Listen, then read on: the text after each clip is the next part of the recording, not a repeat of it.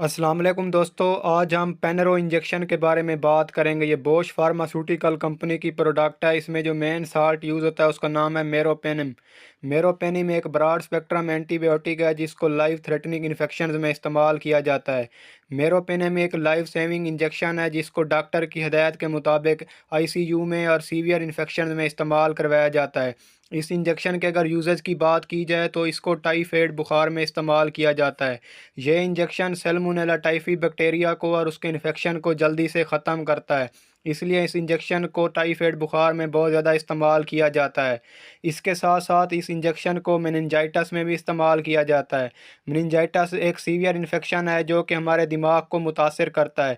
इसको ठीक करने के लिए भी पेनरो इंजेक्शन का इस्तेमाल किया जाता है। इसके साथ साथ इंजेक्शन को डायबिटिक फुट में भी इस्तेमाल किया जाता है।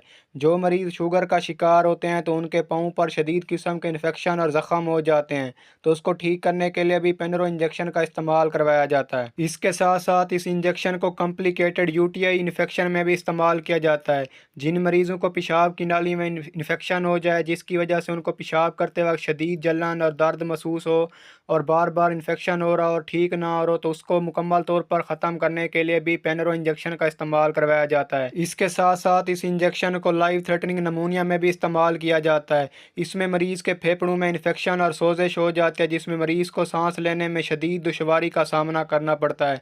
चनाचा इसको ठीक करने के लिए भी पेनरो इंजेक्शन का इस्तेमाल किया जाता है। यह इंजेक्शन 500 mg और 1000 mg की स्ट्रेंथ में अवेलेबल होता है। इस इंजेक्शन के अगर एडवर्स इफ़ेक्ट की बात की जाए तो ये इंजेक्शन इस्तेमाल करने से आपके गुर्दे डैमेज हो सकते हैं, आपका लीवर डैमेज हो सकता है। इसके साथ साथ बोन मेरो सप्रेशन हो सकती है, स्किन रैशेज हो सकते हैं।